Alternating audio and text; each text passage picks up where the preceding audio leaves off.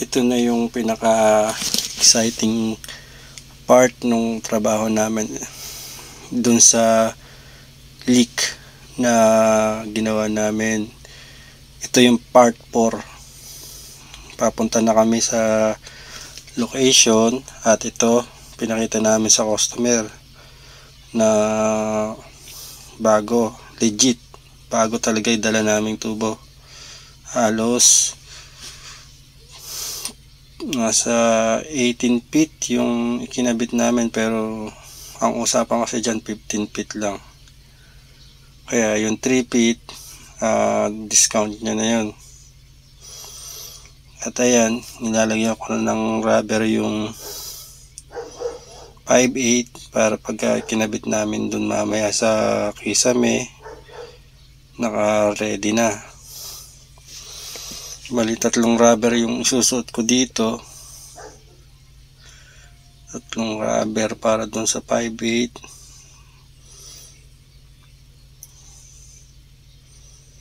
Bali 18 feet yung 3 rubber kasi, kaya sa rubber pa lang masusukat mo na yung papasok na feet, yung haba. Kaya namin dyan nilagyan ng insulation yan. May camera kasi dyan sa salon para makita nila na talagang kung ano yung dala namin, yun din yung ikakabit. Talagang sinadya namin ipakita dyan, kahit i-review nila yung CCTV, alam nila na yun talaga, bago talaga. Hindi kumpara dun sa una na nakakabit na bago, yung 5 feet, 10 feet luma, kaya nagkanda singaw-singaw siguro yung tubo dahil matigas kasi ang lumang tubo. Pagka tumigas na yun, mahirap na siyang i-bend, mahirap na rin i-flare, lahat doon mahirap na. 5/8 yun, medyo mataba, malaki yung tubo. Kaya yan, 3 rubber yung nilagay ko dyan. At obligado lagyan ng rugby para yung mga dugtungan walang singaw. Ayan.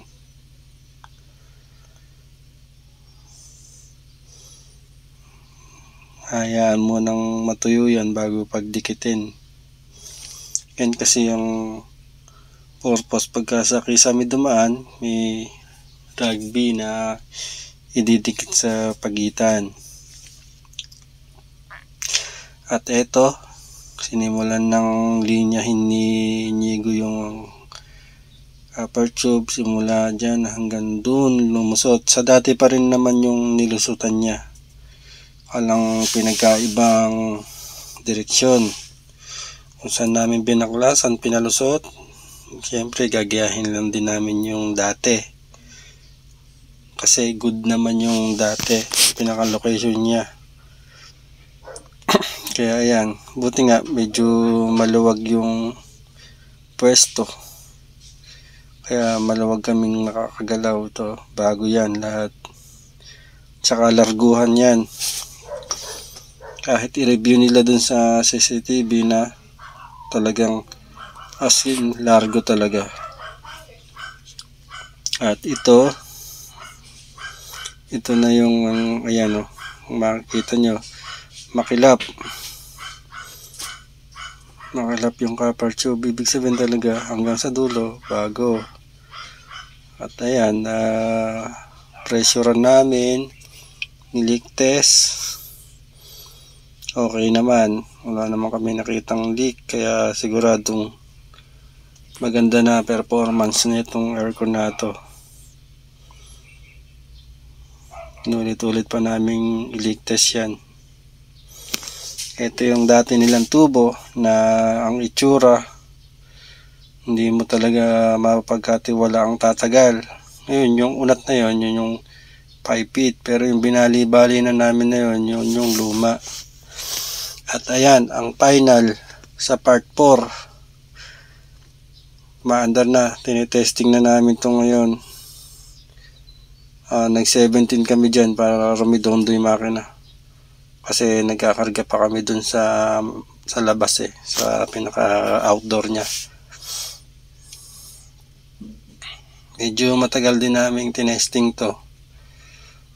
Siguro mga 30 minutes namin tinesting.